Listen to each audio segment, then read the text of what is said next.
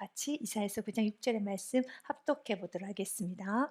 이는 한 아기가 우리에게 낳고 한 아들을 우리에게 주신 바 되었는데 그의 어깨에는 정사를 메었고 그의 이름은 기묘자라 모사라 전능하신 하나님이라 영존하시는 아버지라 평강의 왕이라 할 것입니다.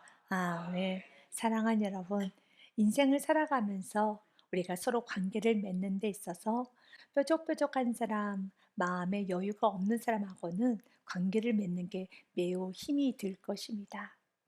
그런데 우리는 생각하기를 저 사람은 뾰족뾰족해. 저 사람에게는 마음의 여유가 없어. 저 사람 너무 성격이 모났어. 라고 말을 하지만 바로 그 사람이 나일 수도 있다라는 것입니다. 주님은 오늘 우리들에게 말합니다. 싸움과 다툼과 분쟁이 없이 마음의 갈등이 없이 평화하기 원합니다. 샬롬하기 원합니다. 그런데 그 샬롬은 하나님에게만 있습니다. 우리가 인간의 힘으로 만들 수 있는 것이 아니죠.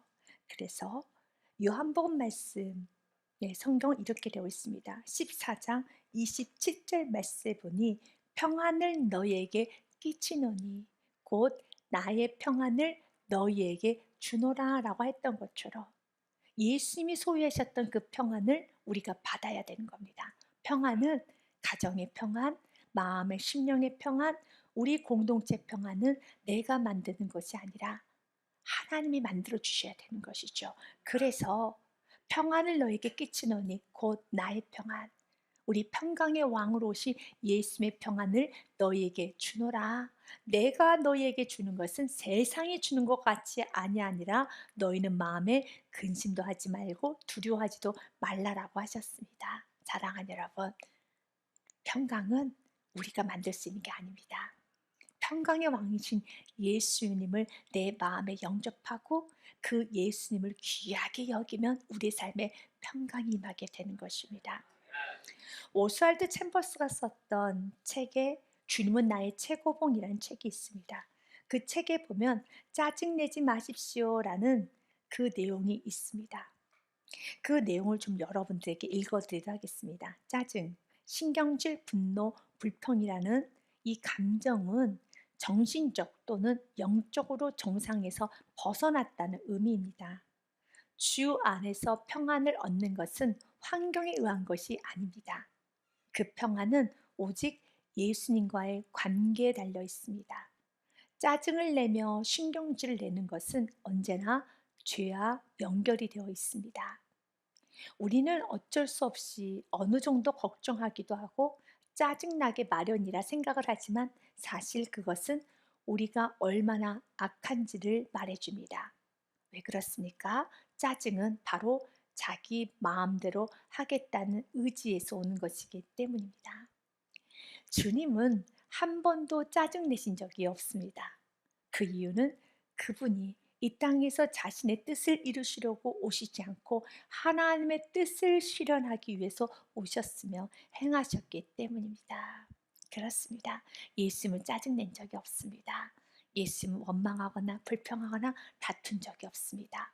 왜냐하면 자신의 뜻을 주장하고자 하는 마음이 없이 오직 하나님의 뜻만 이루시길 원하셨기 때문에, 그래서 나의 마음에 짜증이 있고 마음에 갈등이 있고 내 마음에 분노가 있더라면 나라는 자아가 내 안에 강하게 힘있게 지금 역사하고 있다는 걸 기억하고 내 속에 있는 강한 자아를 꺾어야 되는 겁니다. 내 안에 있는 강한 자아를 여러분 내려놔야 되는 것이죠. 쉽지 않죠. 그래서 예수님 오늘 말합니다. 나 예수를 왕으로 모시라는 것이죠. 여러분이 예수를 왕으로 모시고 여러분이 왕 되었던 삶, 나의 뜻대로 되고 나의 뜻대로 살겠다는 그 왕 되고자 하는 마음을 내려놓으실 때 진정 마음의 평화가 오는 것입니다. 주님 오늘 우리에게 평화를 주시기를 원하십니다.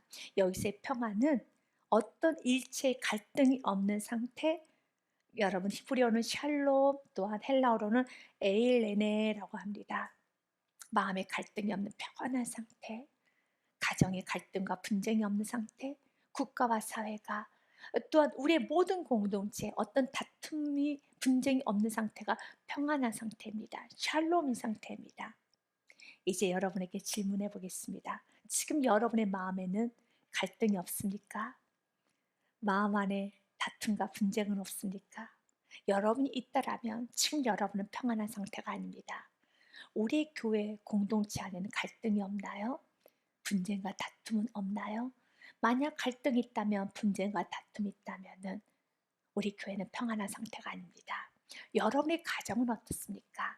부부관계, 여러분 부모 자녀 관계, 일단 여러분 이웃들과는 관계는 어떻습니까? 여전히 갈등이 있고 다툼이 있고 분쟁이 있고 서로 의심과 경계가 있더라면 평안한 상태는 아니죠. 그렇기 때문에 이 모든 문제를 해결하기 위해서는 평화의 왕이신 예수님을 영접해야 됩니다. 우리의 힘으로는 서로 평화를 만들어낼 수 없습니다. 각자가 여러 생각이 있고 각자의 뜻이 있는데 어떻게 평화를 이룰 수 있겠습니까? "나 하나 물러서면 당신도 하나 물러서세요." 라고 말하는 것이 우리 아니겠습니까? 그러나 주님 우리에게 말합니다. 각자가 물러서는 것이 아니라 우리 모두가 평화의 왕이신 예수님께 엎드려 경배하기 원합니다. 엎드려 예배하기 원합니다. 우리의 심령이 평안하게 원한다면 우리의 교회가, 우리의 가정과 이 나라 이 민족이 평안하게 원한다면, 샬롬의 축복을 받기 원한다면 오직 평화의 왕이신 예수님만 높이고 그분을 소중히 여겨야 하겠습니다. 여러분에게 화해의 아이라는 이 책을 썼던 돈 리차드슨 선교사님의 이야기를 전해드리고자 합니다. 돈 리차드슨 선교사님은 뉴기니아 섬의 샤위 부족에게 복음을 전했습니다. 그런데 이 샤위 부족은 너무 잔인한 부족이었습니다. 그래서 사람을 죽이고 난 후에도 그들의 해골을 베개 삼고 잘 정도로 굉장히 잔인한 부족이었으며, 그들은 살인을 할 때도 그냥 살인하지 않습니다. 최고의 살인은 우정으로 적을 안심시켜 놓고 살해하는 부족이었습니다. 그래서 이렇게 말을 합니다. 토이 아소나이 마카에린, 이 뜻은 우정으로 살해 대상을 살찌운다는 겁니다. 잘해 주면서 살을 찌워 놓고 배신하는 것, 이것을 최고의 사례라고 생각을 했어요. 선교사님 복음을 전하다 보니 가룟 유다 이야기가 나오잖아요.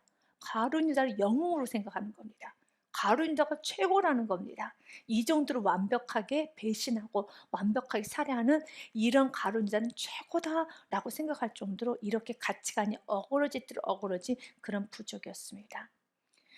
그래서 리차드 선교사님은 어떻게 복음을 전할 수 있을까 한참을 고민하다가 그 부족 간에는 아주 재미난, 그리고 아주 좋은 풍습이 하나 있었습니다. 그것은 바로 화해의 아이라는 겁니다. 부족과 부족 간에 화해를 하기 원한다면 그 추장이 낳았던 자신의 아들을 상대방의 부족에 보내는 겁니다. 그리고 상대방에 있는 여러 부족의 자녀도 받아오는 겁니다. 그래서 각자의 마을에서 상대방 부족에 있는 그 아이를 잘 키워내는 것이죠. 이 아이가 살아있는 한 두 마을은 다시 전쟁할 수 없는 약속이 맺어지는 것입니다. 어린아이를 화해의 상징으로 교환하여 이 아이가 살아있는 동안에 화해가 계속 지속이 되는 것인데요. 그들은 그 교환했던 아이를 지극히 보살펴야 하는 의무를 가지고 있다고 합니다. 이 아이를 함부로 대하거나 이 아이를 가볍게 대하거나 죽이면 전쟁이 일어나는 거죠. 이제 모든 화평은 다 깨지는 겁니다. 그래서 이 아이를 소중하게 잘 키워야 되는 것입니다. 양육해야 되는 것이죠. 이제 이것을 보고 리차드 선교사님이 이렇게 복음을 전했습니다. 하나님과 당신의 관계를 화해하기 위해서 이 땅에 하나님께서 내려오셔서 화해의 아이로, 아이의 모습으로, 인간의 몸으로 예수님이 오셨습니다. 바로 당신과 하나님의 관계가 회복하기 위해서 이 땅에 화해의 아이신 예수님께서 오셨습니다 라고 그들에게 복음을 전했다고 합니다. 저는 이 부분에 있어서 다시 한번 우리 모두가 중요한 영적인 메시지를 깨닫기 원합니다. 여러분은 평화의 왕이신 예수님 영접하셨지요. 그랬기 때문에 우리 마음 안에 그 평안을 여러분은 경험하였을 것입니다. 내가 가난해도, 내가 없어도, 내가 병이 들어도 예수를 만났기 때문에 기뻐 춤췄던 시간이 있었고 마음의 평안을 잃어버리지 않았던 많은 시간이 있었을 것입니다. 그런데 마음의 평화를 잃어버렸다면 왜 잃어버렸습니까? 바로 화해의 아이신 예수님을 내 안에 소중히 여겨야 되는 겁니다. 마치 가룟 유다가 은 30냥에 예수님을 팔아 넘겨버렸을 때 가룟 유다의 마음은 지옥을 맛보게 되는 거죠. 마음은 어두워지는 거죠. 마음 안에 평안을 다 사라지게 되는 것이죠. 진정 그 부족 간의 평화가 이루어지기 위해서는 그 평화의 아이를 잘 키우고 소중히 여기고 양육해야 되는 것처럼 주님께서 내게 주신 귀한 은혜가 있습니다. 그 은혜를 잘 보존해야 되는 겁니다. 이 은혜를 저버리면 마치 가룟 유다처럼 은 30냥에 팔았던 것처럼 나의 자존심에, 나의 세상 욕심에, 세상 정욕에, 이기심에, 모든 세상적인 것 때문에 내게 주신 귀한 은혜를 놔버리게 되면은 내 마음의 평안은 사라지게 되는 것이죠. 전쟁이 일어납니다. 마음 안에 갈등이 일어납니다. 다툼이 일어납니다. 분쟁이 일어납니다. 교회 안에서도 마찬가지입니다. 가정에서도 마찬가지입니다. 이 나라 민족도 마찬가지입니다. 평화의 왕으로 예수님은 오셨습니다. 그 왕으로 오신 예수님 우리가 소중히 여기고 그 예수님의 다스림을 잘 받고 그 예수의 통치를 잘 받으면 우리가 가는 곳마다 평화가 이루어지지만, 그러나 그 예수님을 외면하고 그 예수님을 우리가 저버린다면 전쟁이 일어나는 것입니다. 그래서 오늘 예수님은 우리에게 말합니다. 나는 아기의 모습을 왔지만 나의 어깨에는 정사가 메어져 있고 나는 기묘이며 나는 모사이며 나는 전능하신 하나님이며 나는 영존한 아버지다라고 말씀합니다. 이사야서 9장 6절 말씀에 보면 이 땅에 오셨던 예수님에 관한 말씀이 기록이 되었습니다. 이사야서는 예수님이 오시기 700년 전에 기록된 말씀입니다. 이는 한 아기가 우리에게 낳고 한 아들을 우리에게 주신 바 되었는데 그의 어깨에는 정사를 메었고 그의 이름은 기묘자라 모사라 전능하신 하나님이라 영존하신 아버지라 평강의 왕이라 할 것입니다. 아멘.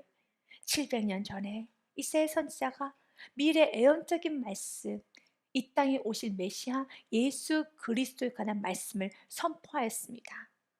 그랬더라면 9장 6절의 말씀은 이렇게 쓰여져서는 안 되죠. 이는 한 아기가 우리에게, 말구에서 예수님이 태어나셨죠? 맞습니다. 우리에게서 낳을 것이고 라고 기록이 되어야 되지 않겠습니까?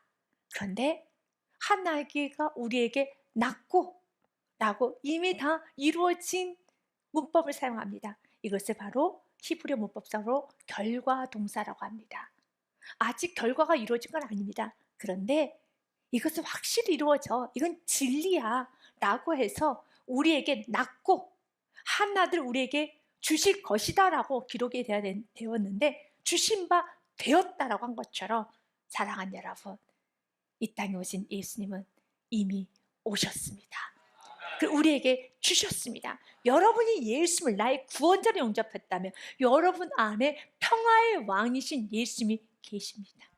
그 예수님을 인정하십시오.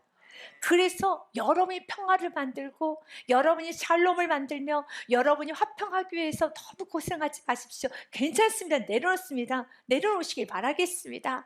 여러분, 평화의 왕이신 예수만 앞세우면 되는 겁니다. 그 평화의 왕이신 예수님, 내 안에 계신 예수님만 귀하게 여기고 그 예수님 내게 주신 은혜만 귀하게 여기면 되는 것입니다. 그분께서 일하시는 것입니다. 그 부족 간에 화해의 아이만 잘 키우면 영원히 화해, 영원히 전쟁이 없어요. 그러나 그 아이를 내동댕이 치면, 그 아이를 함부로 여기면, 그 아이를 여러분 갖다 내다 버리면 전쟁이 일어나는 겁니다. 마찬가지입니다. 평화의 왕이신 예수님을 소중히 여기면 평화가 임해요. 내 마음에 행복이 찾아옵니다. 내 마음에 평강이 찾아옵니다. 그러나 그 은혜를 놔버리면, 그 은혜를 저버리게 되면은 여러분 마음 안에 전쟁이 일어나요. 마음 안에 갈등이 일어나는 것입니다. 주님 오늘 우리에게 말합니다. 이미 이 땅에 평강의 왕이신 예수님이 오셨고 그 예수님을 우리에게 주신 바 되었다라고 합니다. 그러면서 이 땅에 오신 예수님의 어깨에는 정사를 메었다고 되어 있습니다. 이것이 정사라는 것은 히브리어로 보니 미스라, 통치하다, 다스리다입니다. 예수님이 다스리는 분이십니다. 우리는 다스림을 받아야 됩니다. 우리가 다스리는 것이 아닙니다. 부모는 자녀를 다스리는 위치에 있지요. 리더자, 또한 먼저 신앙생활하고 어른들은 다스리는 위치에 있습니다. 그러나 깨달읍시다. 우리가 다스리는 자가 아닙니다. 주님이 다스리는 분이시고 우리는 그 주님의 다스림을 받아야 되는 사람이지요. 예수님의 어깨에는 정사를 메었고 그분은 통치자, 다스리시는 분이십니다. 오늘 고백합시다. 주님, 다스림을 잘 받겠습니다. 내가 앞서지도 않고 내가 뒤처지지도 않고 주님의 다스림을 잘 받아서 주님과 한 걸음 한 걸음 발맞춰서 나아가겠습니다 라고 고백하셔야죠. 그의 이름은 또한 기묘자라고 되어 있습니다. 이 기묘자는 히브리어로 보니 펠레, 그 의미는 나의 생각을 훌쩍 뛰어넘을 만큼 아주 놀랍고 기이한 일을 행하시는 분, 바로 기이한 일을 행하시다 기묘입니다. 여러분, 하나님은 아주 놀라우신 분이에요. 그래서 나의 마음이 공고해지고 길이 없이 느껴질 때, 마음이 답답할 때, 그때 내 안에 계신 평강의 왕이신 예수님이 기묘자라는 걸 기억하셔야 돼요. 주님, 지금 모든 상황이 어렵지만, 모든 상황이 지금 답답하게 가고 있지만 주님은 기묘이십니다. 성경에는 예수님의 기묘하신 일, 아주 놀라운 일들이, 나의 생각을 훌쩍 뛰어넘는 놀라운 일들이 참 많이 기록이 되어 있지 않습니까? 포도주가 떨어졌습니다. 문제지요. 어려움이죠. 그런데 물로 포도주를 만드신 예수님이 계십니다. 물 가져와. 물을 갖다 줘라. 포도주가 됩니다. 여러분, 다 배고파하고 있습니다. 그때 도시락을 가지고 예수님은 축복 기도했을 때 어린아이가 먹고 끝나도 부족할 만한 작은 도시락이지만 예수님 손에 갔더니 기묘한 일이 일어났습니다. 물고기 2마리와 보리떡 5개로 5,000명을 먹고도 남는 기묘한 일이 일어났습니다. 그래서 내가 부족하다 느껴질 때, 내 마음이 아플 때, 맞습니다. 나는 아무것도 못하지만 기묘하신 예수님을 찬양합니다. 기묘하신 예수님을 높입니다. 기묘자입니다. 또한 여러분, 예수님은 모사이십니다. 모사는 히브리어로 요에츠, 그 뜻은 지혜롭다는 뜻을 가지고 있어요. 우리 예수님 참 지혜로우세요. 나는 부족하지요. 우둔하지요. 내가 하는 모든 행동과 말과 나의 모든 삶에는 우둔함이 아주 많아요. 그러나 예수님은 지혜로우십니다. 그렇기 때문에 우리는 야고보서 1장 5절의 말씀을 붙잡고 기도하는 겁니다. 주님, 나는 매우 부족합니다. 매우 우둔합니다. 하지만 지혜자이신, 모사이신 주님과 함께 당신의 지혜로 내가 오늘도 살아가기 원합니다. 당신의 지혜로 오늘도 나는 승리하기 원합니다. 야고보서 1장 5절 같이 읽겠습니다. 너희 중에 누구든지 지혜가 부족하거든 모든 사람에게 후히 주시고 꾸짖지 아니하시는 하나님께 구하라. 그리하면 주시리라. 아멘. 하나님께 구하라. 지혜가 부족하십니까? 하나님께 구해야 되는 겁니다. 내 안에 모사이신 예수 그리스도가 있다는 걸 믿고 주님 구합니다. 나의 입술에 지혜를 주시옵소서. 나의 삶에 지혜를 주시옵소서 라고 주님 앞에 한 번 더 엎드려 기도하며 나아갈 때 주님께서 지혜를 부어주시는 겁니다. 그러며 살아갈 때 우리의 삶에 평강이 찾아옵니다. 그리고 그분은 성경에 이렇게 됐습니다. 나는 기묘이고 나는 모사이며 나는 전능하신 하나님이다. 그분에게 있어 못하실 것이 없습니다. 그분은 능치 못하실 일 없습니다. 모든 것이 다 가능합니다. 그래서 여러분 삶 가운데 환경이 어렵다 해서 제한하지 마십시오. 마음을 닫지 마십시오. 그분이 어떻게 일하실지 한번 보시길 바라겠습니다. 하나님을 앞장 세우세요. 그리고 그분의 다스림을 받으시기 바랍니다. 그분은 영존하시, 영원히 존재하시는 아빠, 아버지십니다. 그분은 우리에게 약속했던 것을 거두지 않습니다. 예수님께서 평강의 왕으로 오셨을 때 이 평강은 큰 희생을 주었어요. 예수님의 십자가의 죽으심으로 인하여서 평강의 축복을 우리가 받을 수 있는 겁니다. 이사야서 53장 말씀 기억해야 될 말씀입니다. 그가 찔림은 우리의 허물 때문이요 그가 상함은 우리의 죄악 때문이라. 예수님 그가 징계를 받음으로 우리가 평화를 누린 겁니다.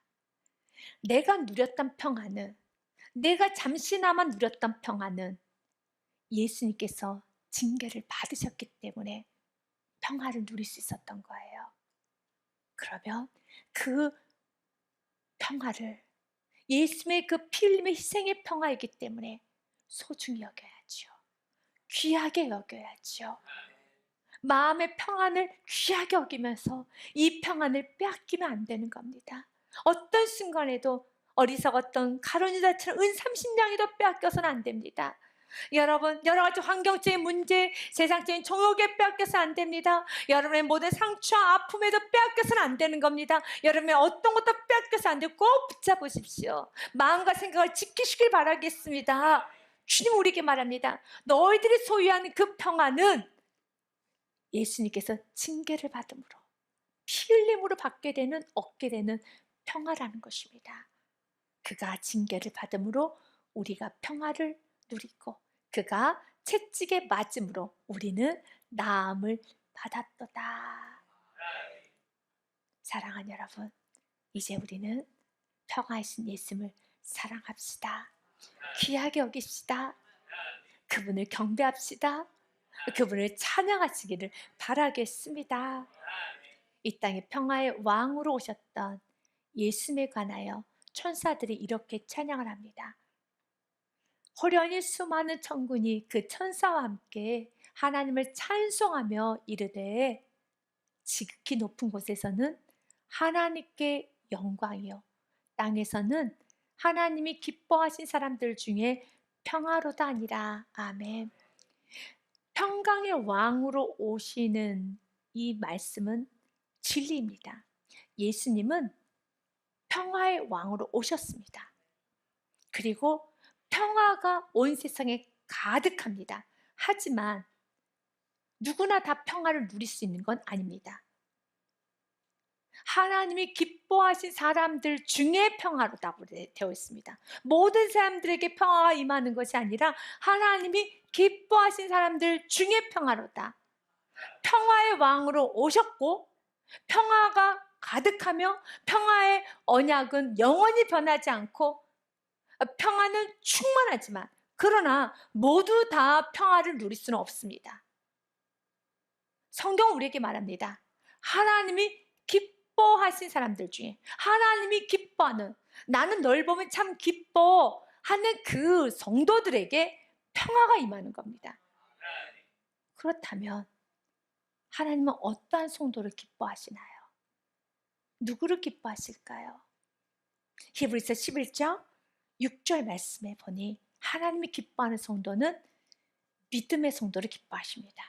같이 읽습니다. 믿음이 없이는 하나님을 기쁘시게 하지 못하나니 하나님께 나아가는 자는 반드시 그가 계신 것과 또한 그가 자기를 찾는 자들에게 상 주시는 이심을 믿어야 할지니라. 아멘.